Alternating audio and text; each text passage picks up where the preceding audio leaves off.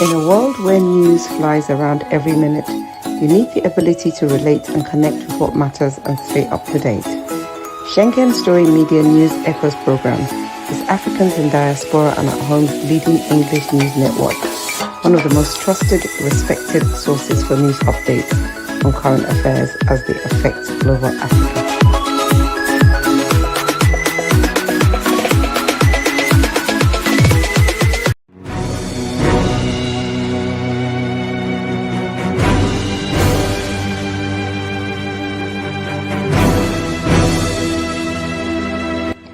Looking for the right answers to hard and sometimes confusing global events?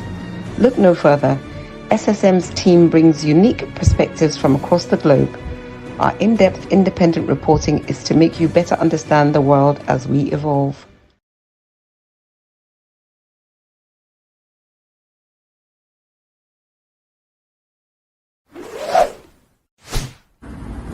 A year ago, I wrote a book titled The Final Solution, and I was trying to say to the rest of the world that there are challenges ahead. Now, a prophecy did come, and that prophecy is coming to pass. But I'm telling you, the final solution has been found many years ago in the Bible, because the Bible simply says righteousness exalts a nation and sin is a reproach to the people. So I want you to know that we can get solutions to problems in Ukraine, in Russia, in Nigeria, indeed all parts of the world. We need that solution, and the solution is straightforward. Please get a copy of my book. It's the Final Solution by Bishop Schengen Johnson, and you can find it in Kindle, in Amazon. Just type Bishop Schengen Johnson, The Final Solution. It's very, very small book you can read within 2 hours, but it contains the final solution. Do get a copy. Not getting it is doing disservice to humanity. Don't forget the final solution.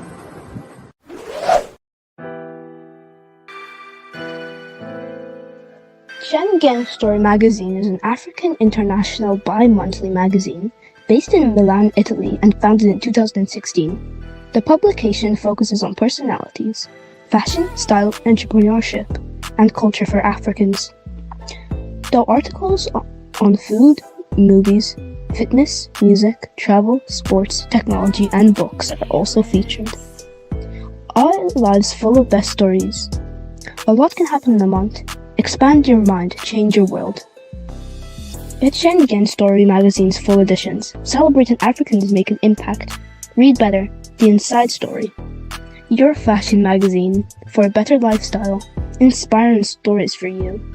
Your monthly dose of entertainment. A better mind keeping you updated.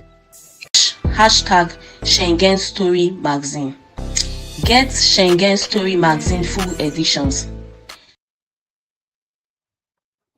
Viewers, you're welcome. Good day to you. Happy Boxing Day. Also, yesterday was Christmas Day. We're back here in the studio. My name is Godwin Iwujua, and you are welcome to this beautiful Friday edition of our international updates. For now, I'm the only man in the studio, but hopefully the other coordinators will be joining. So let's start with some news before we go into the discussion. Like you all know, yesterday was Christmas Day, and most parts of Africa are Christians. We have majority number of people that are Christians, so they celebrate Christmas. Christmas is set aside as a day our Lord Jesus was born. It's a special day for many Christian believers, and we all had that special moment today. So coming in from Nigeria, the news has it that the president sent his Christmas message. He said faith will not attract persecution in Nigeria. Faith must not attract persecution. So people's faith, what he's trying to say in essence is people's belief and their faith should not make them to be persecuted. And that was the President Bola Ahmed Tinubu's speech to everybody, to the nation yesterday as we celebrated Christmas holiday in that speech, he urged Nigerians to embrace religious tolerance, harmony, stressing that no one should face persecution for practicing their faith. I mean, that's how it should be. Your faith should not make you suffer. He highlighted the importance of love, of peace, and compassion across religious lines, and reaffirmed his administration's commitment to national security, unity, and stability in Nigeria. So that's the president address yesterday as we celebrate the Christmas holiday. Now, while that was happening, like some of you must have heard by now, we also had some not very good situations. We had Christmas Eve mosque explosion in Maiduguri. Maiduguri is not West Nigeria, and we saw. The news was there was an explosion in a part of Maiduguri while people were in the mosques. A lot of people have come out to condemn that explosion, and this also adds to our insecurity that we've been talking about. So,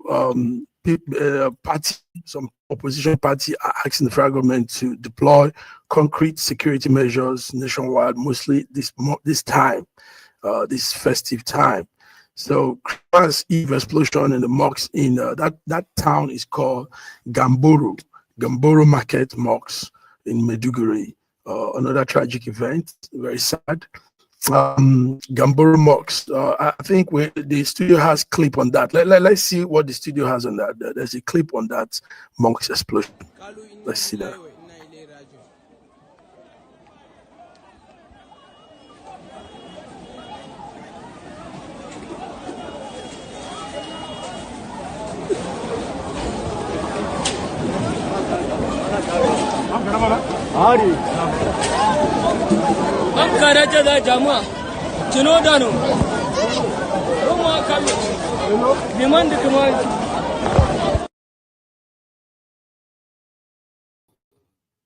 So you can all see that this insecurity that is worsening in Nigeria is also affecting both sides, not only Christians. I mean, every owner. That's why the president's speech was also coming handy. He said of our faith, people's belief should not attract persecution. So that was the bomb blast in Maiduguri, a part of Maiduguri called Gamboro. Gamboro markets had explosion of devices while people were in mosques. So we've not had a number of people. We're still waiting to know how the casualty, but that news coming from north of Nigeria, Gamboro, Maiduguri, another tragic indicator of Nigerian worsening security situation. Also, the breaking news, like you all know, we have the breaking news coming in this morning that the United States government, Trump's government, have gone ahead to do what they've been planning long time, but with collaboration with federal government, Trump government made a strike on ISIS, and ISIS, Boko Haram, some of these extreme religious groups that are in Nigeria. Nigeria confirms that strike. It was a Nigerian collaborated strike, and the strike was on ISIS in Sokoto State. Sokoto is north of Nigeria. I think we also have footage of that. Let's see that as the studio plays that for us. Studio, the strike.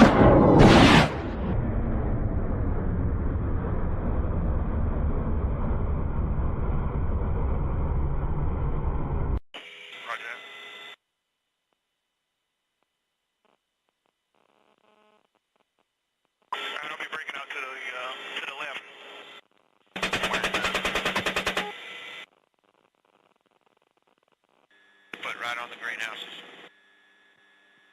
You gotta come on now. Come on, put that missile. Roger, missiles away. Good shot. Venture.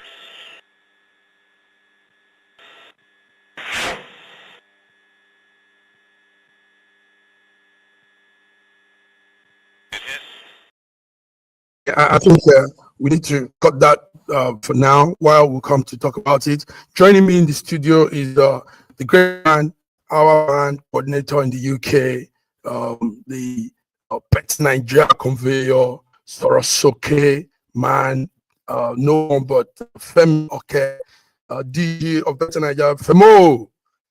Merry Christmas. Happy Christmas to you. Happy Christmas to you. Yeah. Happy Christmas. Wow. You look like you're in the mood. You've been having fun there, Femo. Yeah. Look at you. Yes. And How you doing? I'm good. We also remember the 17th December and the funeral service of our brother, your brother, our brother. Yeah. How did it go? I was trying to log in. The studio also broadcasted live, but got there late. Yes, when you had finished. But how did it go for me? It went very well. He had a great send-off, and we thank God for his life. And now at Christmas, remember him and his children left behind, and his wife, his dear beloved wife. So we thank God for all the blessings, and my mum, of course, and my sister, and all the rest of the family. But we are moving forward, and we thank God for his life. Moving forward, man, you need to. There's a tradition the western, southwest of Nigeria do. When a son dies, the parents don't go to the funeral. Does that apply to you guys here? Well, my mom went to the church service, but she didn't go to the burial ground, and she didn't go to the to the reception afterwards. But unfortunately, it's been the second time we had our sister died about 6 years ago, so she it's been a tough one for mom, but we thank God. Well, we thank God. They are in a better place. You know this. I mean, life. Look at what we're going through. Look at what we're going through. Now we're talking about the raid, the strikes, the ISIS strikes in Sokoto, and all of this. I mean, life itself is so much trouble. So sometimes you want to say, let's talk about this for me. First of all, let's talk about the president's speech yesterday. I had Bola Ahmed Tinubu's speech where he said faith must not attract persecution in Nigeria. This was his Christmas speech yesterday, and that speech was coming right on time. He urged Nigerians to embrace religious tolerance, harmony, stressing that no one should face persecution because of what they believe in. So let's start with that. Is it not that because I'm a Christian, I could be killed, and you could be a Muslim and you could also be killed, because we also had the bomb blasts in mosques in Maiduguri. Yeah, let's talk about this. What do you say? Well, I think the president was apt in what he's saying, and it's right for any president of Nigeria to say the same. And I'm sure during Jonathan's time, during Buhari's time, they would have said the same. The thing is, I don't just subscribe to the view that people are generally being killed just because of their religion. I think that's a happenstance. I mean, I'm not saying that doesn't happen in specific incidences, but most of the killings and terrorism that happen in Nigeria is mindless criminality, kidnapping of anybody, the easiest targets that they can get, like the Catholic Church in Niger State, for example. That was an easy target. They just happened to be Christians. It's a Christian school, and they targeted them. What for? For money, not because they're Christians, but because they want to get money. You understand? The bombing of the mosque that happened on Christmas Day itself, or the day before Christmas, that tells a lie to the idea that it's just Christians being killed. This is a mosque, just as churches being attacked, mosques are being attacked. I think there were about 12 people that died there in that incident, suicide bomber. The situation is that that's Muslims killing Muslims. So it's not, again, you can't say it's a Christian man killing a Muslim there. It's not necessarily because of their faith. It's because of their ideology, and they want to pursue their ideology. And they looked at the easiest target where they can get the maximum damage, the maximum effect. It would be a marketplace, a car park, or a church, place of worship. So, it's got nothing to do with religion, really. But, doing it in a church will obviously, or in a mosque, will, highlight the scenario and play into the scaremongering tactics of those who who only want to see bad news from Nigeria, and they'll play on that to say, oh, we all hate ourselves and all the rest of it. Nigerians in generally love each other, and they don't care whether you're Muslim or Christian or whatever. And Muslims are marrying Christians, Christians are marrying Muslims, non-religious are marrying whoever. And in most instances, really, no one cares your religion when they're getting married. You know, President Bola Ahmed Tinubu is the virtue of this fact that religion doesn't matter. He is a Muslim, not Nigerian. His wife is a Christian pastor, for goodness sake. If that isn't evidence enough for you that religious doesn't matter, and all the idea that he was going to Muslim ticket, he was going to Islamize Nigeria, that's all fake propaganda politics, which serves no one any good. And that's why people like Boala could, jettison that idea and join the government, because he knew it was a lie. But, he had to pander to his opposition views for a while. And then when he realized that it was all propaganda, that made no sense. No one is going to be in Islam. No one's going to turn me into a Muslim unless I want to myself. Want to turn a Muslim. Okay, but if the president himself is the one saying this, then it's something that should be noted. I mean, he's the one making out this statement, and he would have said that if he wasn't briefed, if he's not following occurrence and situations in the country. He said these words, that faith must not attract persecution in Nigeria, and he said we urge Nigerians to embrace religious tolerance and harmony. So it's coming from his own intel too. Okay, but what you said sounds logical too. A lot of time we mumble those things together, and it's not really about religion, Yes, I know. I think Nigeria. Go ahead. Yeah, this is the time of religious celebration.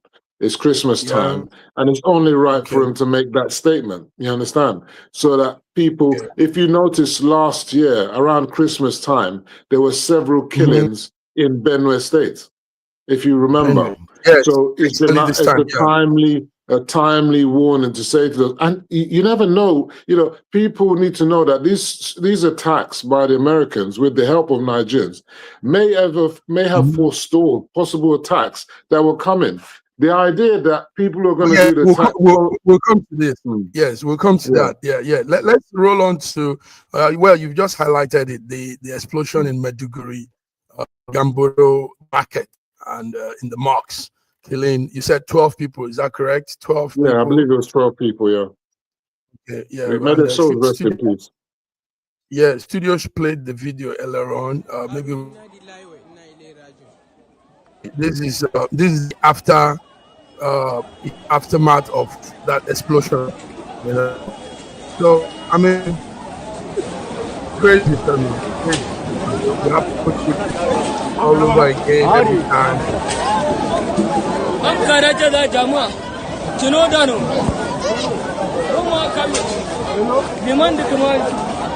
Okay. There's no point brooding over what's happened. That's happened, and so we really want peace to reign, like the president also said. Family, let's move on to other stories. The major story there is the strike yesterday, last night. Let's talk about some other things. The woman, the Director General of the World Trade Organization, Dr. Ngozi Iweala, was in Abia State. Now, what she observed is it's time for Africa to get into these clean environment technology and do more in that space.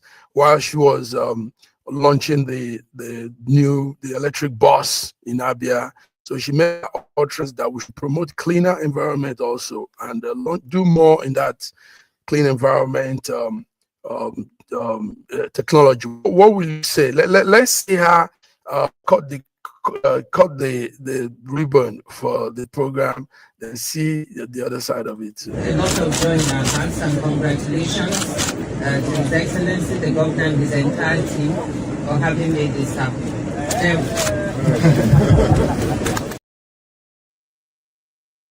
Okay, let's talk about clean environment and clean energy. Yeah, it's a new way to go now. What do you say? Yeah, I mean, you know, I remember growing up in Nigeria as a child. Well, in my when I was in my teens, young youth, I went to school in Abeokuta. We used to fetch water from Ogun River. We used to swim in the river. But when you go to the river now, the rivers are so dirty, full of so much plastics.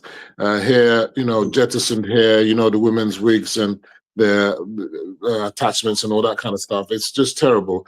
So, and the fish and the aqua is really suffering for it. But what we need to do is we keep crying about jobs. People are crying about it being power and all this kind of nonsense. There's a massive opportunity in recycling. There's massive jobs available in cleaning up the environment. So all these people who are unemployed here and there, whatever, government should engage them to clean rivers, to clean gutters, to clean roads. You know, I know there's an initiative, Renewed Hope agenda, where they're trying to get cleaner cities, and the city with the cleanest city gets awarded some millions or billions, whatever, hundreds of millions. I think Enugu State won such a award recently. Other states need to do the same, you know. In fact, city regeneration, town regeneration, tarring, you know, paving the roads, making commutable pavements that are not just dust, it will clean the environment for people, because most of the people getting problems with their lungs and asthma and all that is because there's so much dust in the environment. Because, you know, you know, all these things can happen and they will create jobs. And all these jobs will not be based on imports. It will all be locally based technology, locally based stuff. So it will only increase GDP. So renewing our towns and cities and making them more pedestrianized, make them more roads and paved and all that kind of stuff, and making more flowers, growing trees and planting trees, cleaning up the rivers and stuff is a job for millions and millions of Nigerians.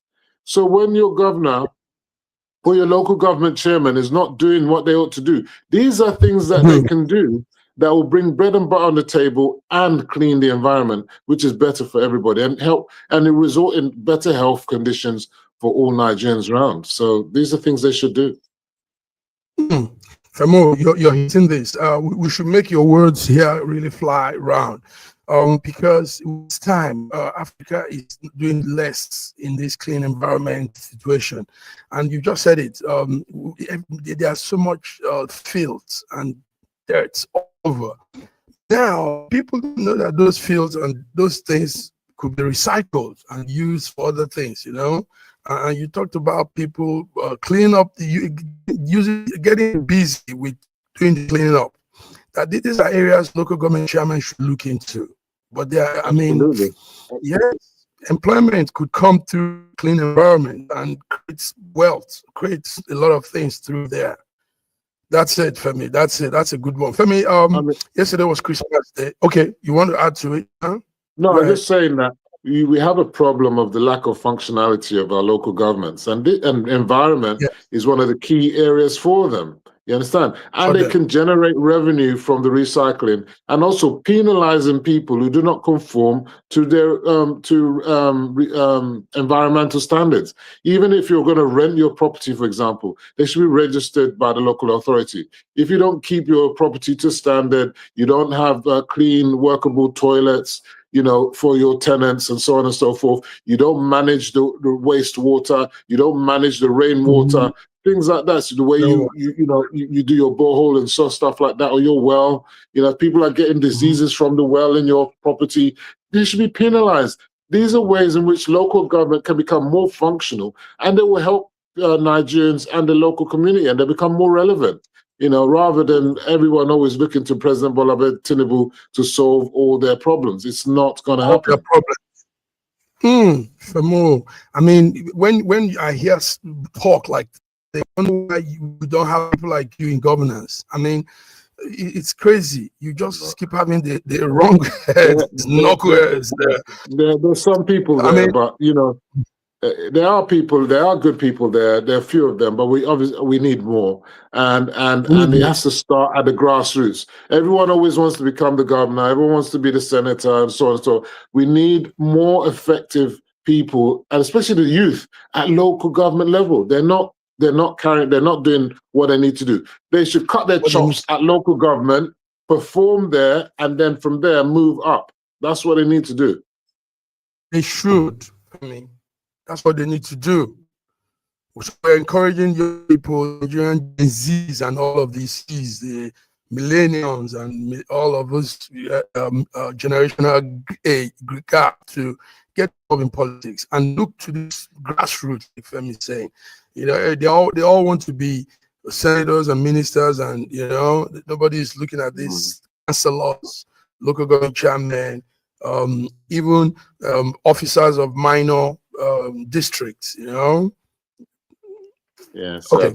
Femi, yesterday was Mass Day, and normally the center of most Christian faith is the Catholic Church here in Italy, Rome. The Pope came out and made some speech to the world. Let's hear some of what he's saying. I might break it down a little to you. Come non pensare alle tende di Gaza, da settimane esposte alle piogge, al vento e al freddo, e a quelle di tanti altri profughi e rifugiati in ogni continente, o ai ripari di fortuna di migliaia di persone senza dimora dentro le nostre città. Da Lui invochiamo giustizia, pace e stabilità per il Libano, la Palestina, Israele, la Siria, confidando in queste parole divine. Praticare la giustizia darà pace, onorare la giustizia darà tranquillità e sicurezza per sempre. Preghiamo in modo particolare. Okay.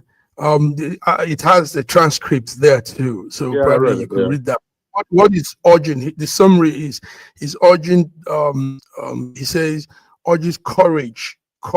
The word is courage to end Ukraine war, the Ukraine-Russia war. He said we need courage to end that war. That courage needs to hold direct talks, and so this is the Pope, Pope Leo, right there at St. Peter Square, giving a Christmas message.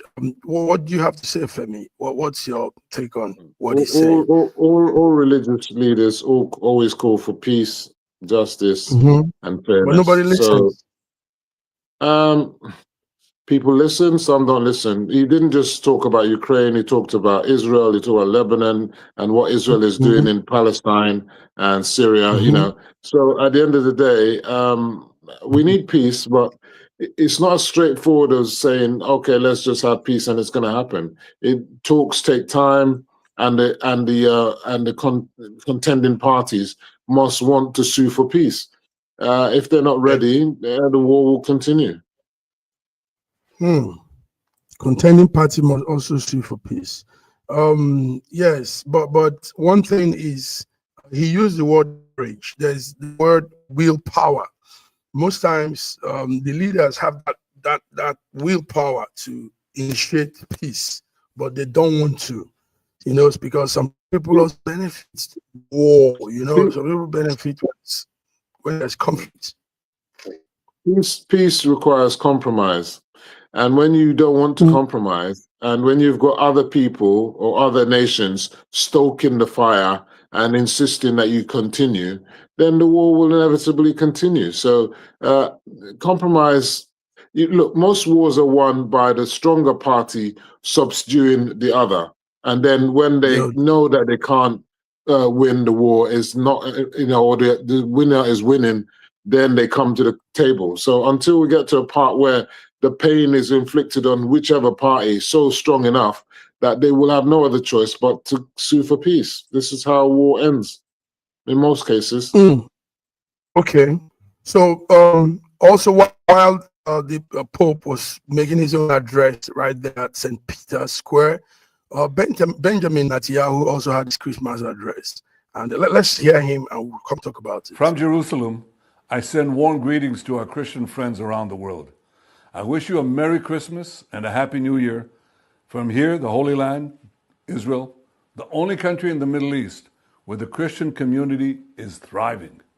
Israel is the only country in the Middle East where Christians can practice their faith with full rights and in total freedom. where Christian pilgrims are embraced with open arms and are so deeply appreciated, where Christians can celebrate proudly their traditions and openly do so without any fear. In Jerusalem, the city municipality every year officially distributes Christmas trees. It's been doing so for 2 decades. By contrast, a few days ago, in the Palestinian town of Jenin, Palestinians burnt a Christmas tree in the Holy Redeemer Church. That's the difference.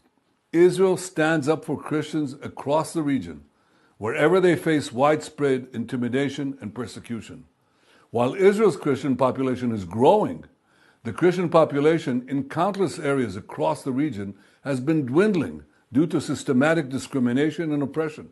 This has happened in Iraq, it's happened in Syria, it's happened in Lebanon, it's happened in Turkey, and it's happening in the Palestinian Authority.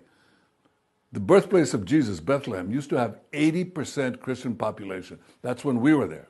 When we left and gave it to the Palestinian Authority, it has since dwindled from 80% to 20%.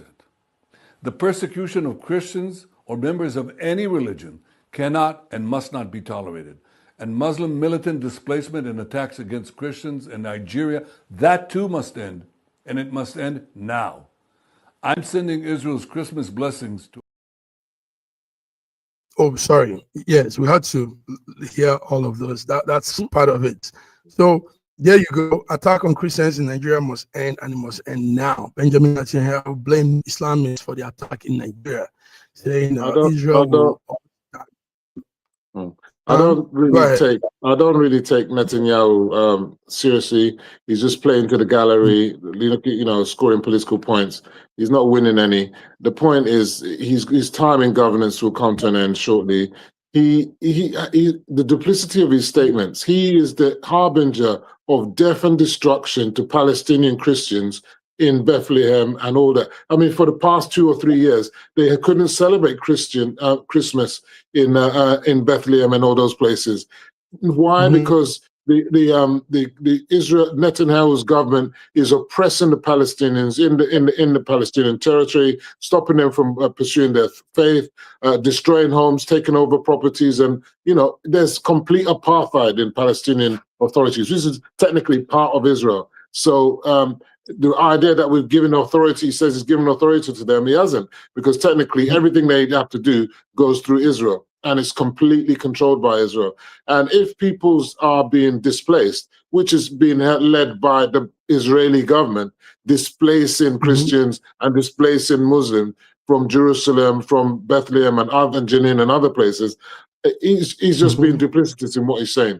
With regards to Nigeria, everybody, including Trump, knows that there's no genocide. There are Christians being killed, no doubt about it, but it's not a genocide.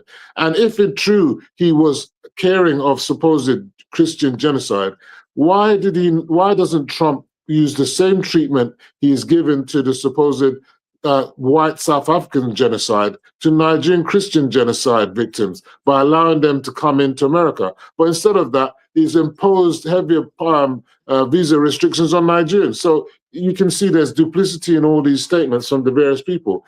They don't really care about Nigerian Christians. It's just used as a way to make public announcements, to get brownie points, and also to sell Israeli weapons to the Nigerian government. You think so?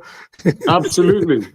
Do you know that Nigeria tried to get Nigeria tried to get Israeli weapons and technology to fight Boko Haram and whatever during the time of Goodluck and Bella Jonathan, but it was the Americans that stopped them. Okay, and there are reasons. Yeah, it was the Americans that stopped. There's no valid reason. There's no valid reason. The reason why. Let me finish. There's no valid reason for any government to stop any government from attacking terrorists. Okay, for any reason. There's no reason. And that's why the Americans now are supporting wholeheartedly the federal President Bola Ahmed Tinubu's government's attack on terrorists. It's been led by the Americans and with the support, wholehearted support of the federal government of Nigeria. So if they could do it now, why couldn't they have done it in the 2009, 2003 when Boko Haram was at the heaviest? They should have sent Tomahawk missiles then. Why didn't they do that then? No, there were concrete reasons that was given at that time, and You're we you're can not go being into truthful to yourself. You're not being truthful to yourself. We'll talk about it. We'll talk about that issue. Okay, one of the reason is when somebody else is dealing with you in arms, arms sales, ammunitions, and all of these weapons. There's also an agreement on that. There's a way and a dealing of doing that business. So you can be buying arms from you and as well go to Femi, Dr. Femi Olufemi, and buy arms from him. That's one. That wasn't the reason why. That wasn't the reason why. We had we had arms agreement with at that time with one other country, and we couldn't come to America. That's one. Number two, our naval guys, our military guys are not well trained for any of these new gadgets they have. These new machines that they have, you need to go through a process to own them. Okay. Because it's like putting an AK-47 with a little boy. I mean, we just blow up the whole thing. Right. Can I disagree with you? Can I disagree there are with four. you? Four reasons. Okay, go on. Yeah, so, but I want us to go into this. It might take time from what we have to discuss. But we haven't discussed this issue. It's very topical, and if we don't discuss this topic now, take note also. There are different administrations. So every administration has its own policies on arms. Well, let's focus on this. Let's focus on the attack. Let's focus on the attack now, because Nigerians want us to talk about that. So yeah, okay. Let's come to attacks now. So you want us to talk about attack? Let's talk about attack. Yes. Trump says the U.S. struck Islamic target in Nigeria. This was 24th night to 25th. The strike happened 6 a.m. in the morning. And this strike, actually, like you said earlier, was also in collaboration with the federal government of Nigeria. Let's see clips. Let's see a small thing on it. Then we'll come talk about it.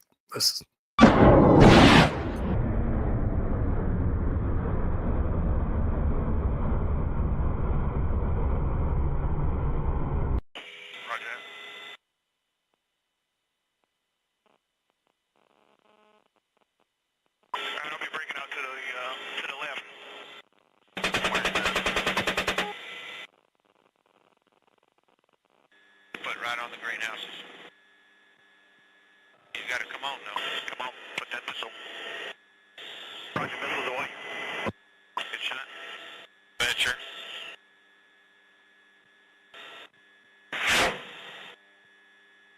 Okay, so these are some pictures coming from that attack, and what we're seeing here is attack groups that target Christians, like President Trump said, and we saw that they had to level some of the structures these terrorists use. So, Femi, are those images from yesterday's attacks? Yeah. Direct. Okay, so let go back to what I said originally. That whether it was 2003, 2009, whoever the regime was, the Americans could have used cruise missiles to attack Boko Haram, ISWAP, and whatever all that time ago. You must question why and I believe they didn't do it because previous governments didn't give authorization for the Americans to use their assets over airspace in Nigeria for whatever reason. And I'm telling you now that this government has given that tacit agreement and approval for it to happen. Without Nigerian full cooperation, this could never have happened. You ask yourself why previous governments never did that. That's one. Two, the other thing you need to understand is that this was a coordinated agreement attack based on cooperation fully with the Nigerian authorities. Ribadu and Hexet had meetings together. They planned this. There's been surveillance that's been going on over time, And this is what the result of that. Donald Trump said he was going to come into Nigeria, he's going to attack the terrorists, and he has done that, not single-handedly, but with the authority of the Federal Republic of Nigeria. So there's no attack on our sovereignty. This is done in cooperation. It's a joint mission. This is what we've been asking for decades. Now, in the past, they didn't do it because they had that special Leahy law, which said that we can't join hands with you to attack sites because of fear of you be attacking because of human rights allegations. And who were the ones that brought the human rights allegations? It was very Nigerians who used it as a political tool to affect government. So now there may well be collateral damage in any form of attack where you come from the air. There's likely to be collateral damage. But now you know that the gloves are off. And I wouldn't be surprised that some of these people that have been attacked today, and we'll hear in due course, may have been some of the kidnappers who kidnapped people in Niger State or kidnapped people in Benue State or killed they could be some of these people who are being killed today. And that's why when people say, "Oh, the government released them, we didn't see anyone get arrested, we didn't see how much did they pay or whatever," they've got intel. They know where those people are. They're not going to give them a heads up to tell them what they're going to do. So now they may have collected money or whatever, but they can't spend that money now. They've been eliminated. So that's the way to go. And government shouldn't give information to our media and all the rest of it, because you saw what happened to that Lieutenant General or Brigadier General that was killed in Borno from information from the media. You saw what happened when Jonathan was there, information from the media put out, and then when they were trying to release the Chibok girls, they were wearing masks because someone had informed them that the Americans were going to bomb them with gas. So what I'm trying to say to you is that all this thing has been done hush-hush, and you got to see that our security and our intelligence are working hand in glove with the Americans, and they did a fantastic job. And like the president said, he wished them, that was a great Christmas present, and there can be more to come. And the other thing I want to warn other Nigerians is that whether you are in the southeast, whether you're in the northeast, whether you're in the south, wherever you might be, if you're engaged in terrorism, a cruise missile may be coming on your door any moment now. That will be the lesson for all of them, and then they'll wake up and smell the coffee. All right. So one of the issues you raised up, why didn't they do this during Jonathan's time? I was trying to give you some of the reasons I had then, we were following up the story. So, but one key reason was that America instructed Jonathan to do something. They knew some of the ISIS guys, Boko Haram guys, sponsors and sympathizers were in his government. And they wanted Jonathan to call them out, get them arrested, detain them and all of that. And he didn't do this. So it's like, they knew there was hypocrisy in the government. So you can't work with that kind of person. You can't come and assist somebody that's not true to himself. So yeah, that was the core reason. You need to read. You need to go read the story if you can. You could do an AI Google or something. So we heard about this. Some people will tell you. Some people will tell you that even in the President Tinubu's government, there are Boko Haram sympathizers and fifth columnists and whatever. That didn't stop Donald Trump from doing the that's true. It didn't. Yeah, but it hasn't stopped Donald Trump from doing the needful. So that pours scorn to your argument. But I also said administration matters. Who's in power matters. Trump doesn't care if you have your guys as the sympathizers. He doesn't care about it. But this was Jonathan, and it was a different government altogether. You remember, it was Obama. And he had his policies. Well, thank God. I'm not a fan of Donald Trump, but on this one, I have to give it to him. He's done a good job. Let him do more, and he should expand that attack to any terrorist, whether they're Christians or Muslims. If you're a terrorist, you're a kidnapper, you deserve the full package delivered to your doorstep. Full package delivered to your doorstep. All right, Femo, good one. Let's take it straight up so we can go as soon as we're through. A strange thing happened in a state in Nigeria, community in Nigeria. The chairman, the House of Rep representing that community, came to the town to see the people in Kaduna. This is Kaduna, it's not Nigeria. And that member that was representing them, I think the constituent is called Ikara and Kubwa Federal Constituency.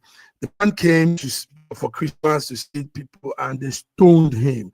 Let's see this thing and talk about it. It sounds funny, but this is where we are now. A yau kenan Yarima ya shigo cikin garin Kubau ga yadda tawagan shi suka kaya. Yau Yarima yana cikin lahula wala quwwata, Allah da ya kyauta. Yau Yarima ta ɓaci mai. Yau ya shigo cikin garin Kubau. Alhamdulillah. Yau an nuna mai cewa so ɗaya ne.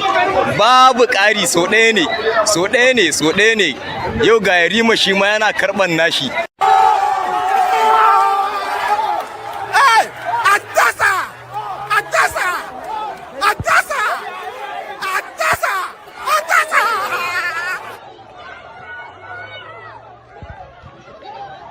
Okay, Femi, it's okay. What you're seeing there is an interesting thing. This guy came back to his hometown, his people, and they stoned him. They scattered his vehicle. He ran, left his shoe and his face, his hat, and ran for his life. Okay. Now, right. First, before I'll tell you my view, I want to know whether he's a decamped party member. Did he decamp to the APC or was he in the PDP? Which party does he belong to? That's the first thing I'd love to know. Can you know that information? He's PDP. He didn't decamp. He's PDP. Okay, so it's PDP. Yes. So the point is, you got to. I mean, for one, I don't support any form of violence or mob rule in any shape or form, whether it's APC or PDP. I'm not in support of that. So that is the first and foremost thing. We mustn't support mob rule, because when we support mob rule, we have anarchy. People are elected to represent the people, and they must have their mandate enabled. Any kind of mob rule is not acceptable. And what if this was any other country? People will be identifying the people on that video now that you've just shown us, and they will be being arrested and to face the consequences. And because people don't face the consequences, that's why they're likely to repeat this kind of bogus mob rule thing. But there are many people on that video that could be identified. I put it to the government of Kaduna State, the IGP and the Commissioner of Police of that state, to go out there and identify all those people and have as many of them as possible be prosecuted and to have the maximum sentence put against them. You will see this kind of activity won't happen again. But then again, because Kaduna State is an APC state, there's been large-scale peace in southern Kaduna, and there's much more integration between northern Kaduna and Kaduna by this governor compared to what happened under El Rufai. That might explain to you why there's a lot of animosity against the PDP. I mean, the People's Dead Party. I mean, he's a dead. I mean, that House of Representatives guy is a dead man walking. Really, to be honest, I'm surprised he hasn't even decamped. And this might make him want to try and decamp. But I'm afraid that, like what happened to the dancing governor Adeleke, I'm sure that the people in APC are not going to want this guy to decamp to them. They'll most probably say, sorry, you're on your own. Well, while we were about talking, somebody texted me, said, no, he's an APC House representative for Kaduna. Yeah, I mean, either way, whatever he is, I don't know whether he's decamped or whether he's genuinely APC. Whatever the case is, we don't want mob rule. That's what I'm saying. Mob rule can't be accepted. Let's talk about the tax law that is coming before Nigerians. Even though Ekiti Southwest Nigeria, yesterday, the governor said he has finally taken into the administrative acts or the tax act rule, domesticating the Nigerian tax administration. That was the governor's words yesterday. But while he's doing that in his state, Ajero is the NLC boss, Nigerian Labour Congress. NLC boss says Nigeria should reject distorted tax law. Femi, let's talk about two cases. A state has domesticated tax.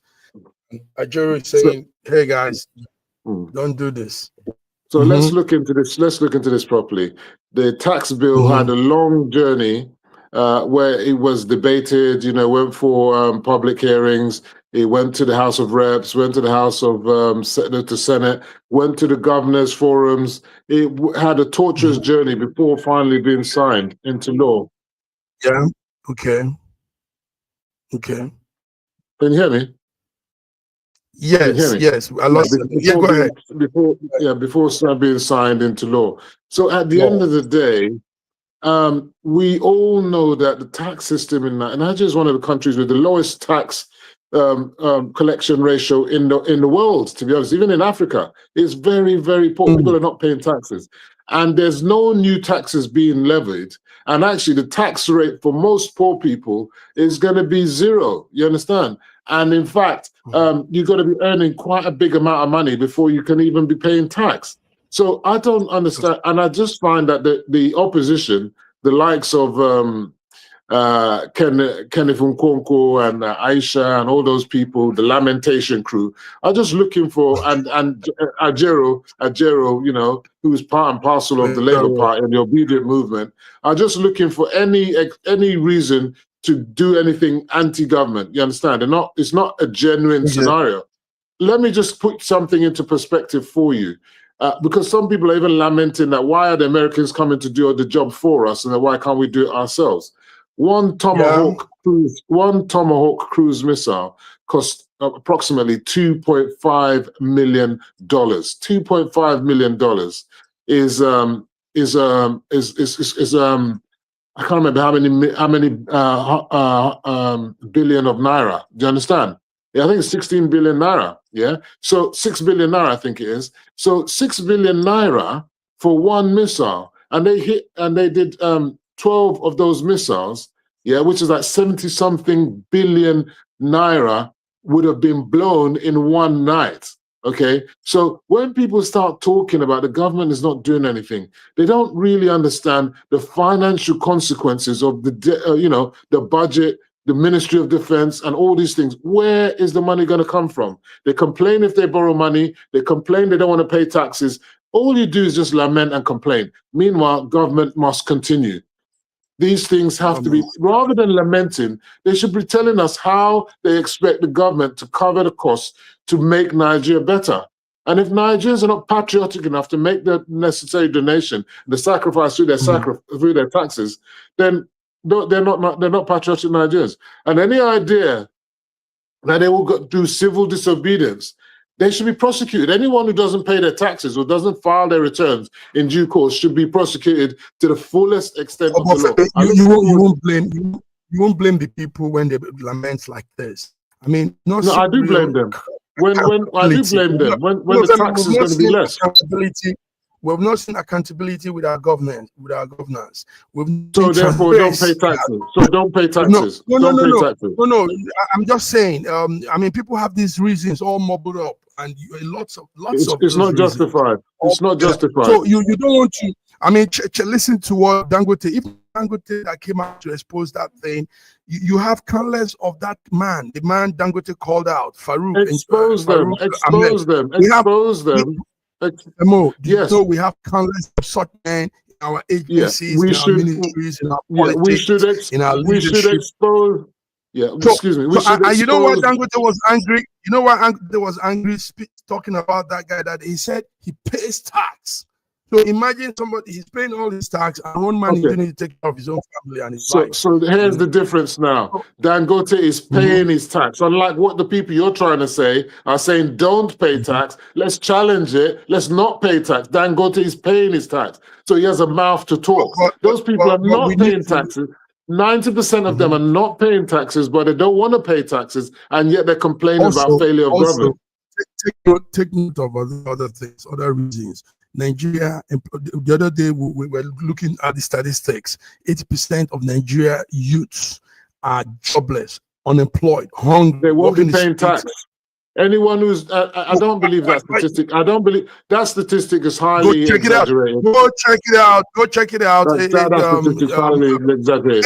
80% of the Nigerian population are the youth. Listen, that's not true. That's not true. I live in Nigeria. Listen, I live in Nigeria. Whenever I'm in Nigeria, I live in Nigeria. Look, I live in Nigeria where you see people working. They might not be earning big money, but they are definitely working. The idea that they're unemployed and they're just sitting at home is just ridiculous. It's for the birds. Listen, it's just not real. Right there, right there, you're sitting. Just type on it. 80% Nigeria. I'm not. No. You see the I line. don't believe that. You see the number. Anyway, I don't believe that statistic. I'm not justifying why they're lamenting, but I'm also adding to it that the governors need to do more. There needs to be more accountability. There needs to be more transparency in our governance. Then people, when you tell them, the new tax bill is the new tax bill is a new transparent way of doing things. People are not going to pay multiple taxes. There's so many benefits to Nigerians. There's no reason for them to be only for political reasons. This is the problem I have with the opposition. They politicize everything, not because it's justified, but for political reasons. They're not going to win the election by telling people not to pay taxes. It's not going to work. All right, Femi, it's been one-on-one with you today. Beautiful. We need to go now. It's almost time. So anyway, we'll be here. We'll be here on Monday, and we'll be here on the 1st also. Femo, what do you have to say? It's still holiday season. We're still in the mood of celebrating. Yeah. So I noticed. Yeah, I noticed that a lot of the media people in Nigeria were sleeping this morning. They did Arise and them. They didn't bring out the news in time. There was no breaking news on channels, and even on TVC, Tinubu Visual Channel. But I think maybe there was a media blackout. The government may have told them not to report it. But now everybody knows that the attack happened, and it was a good Christmas present. But SSM got the news. The news 9 o'clock yesterday. Well done to SSM. Yeah. But I'm just talking about the other media outlets in Nigeria. I'm talking about major networks in Nigeria, because at the time when you brought it out, they hadn't brought it out. And the time I was reporting to you as well, they hadn't brought it out. So, but look, I mean, maybe they were eating turkey. They were still eating their turkey. They're still full up on their turkey. But now everybody knows it's out there that if you're a terrorist in Nigeria, Donald Trump's missiles can find you wherever you are. There's no hiding place. Find you. Femo, listen, I want you to be happy. I am happy. It's a sad thing that happened last time, but it's all good. God has reason for the things he does. So please enjoy, continue the mood you are in. I like your look. I like your bright face, you know. And this is my Christmas outfit. Yeah, beautiful outfit. Big bogus, the Gen Z kind of outfit, you know. Someone said it looks like a communist party uniform. yes, that's how the communist dress. All right, Femi. Thank you so much for coming. I'm no communist. I'm no communist. I don't support communism. No, you're not communist. You're not communist. You are a good guy. So until we come again, Femi, regards to the family, have a beautiful week. And you too. Happy Christmas to everybody. Thank you, Femi. We still got lots of turkey left. Bye-bye. Yes, I know. Listen, I'm coming to you. I'm coming soon. Don't worry. Coming up, son. All right. I'm mulled wine. All right. All right. Ciao. Have a beautiful day. Bye-bye. Ciao.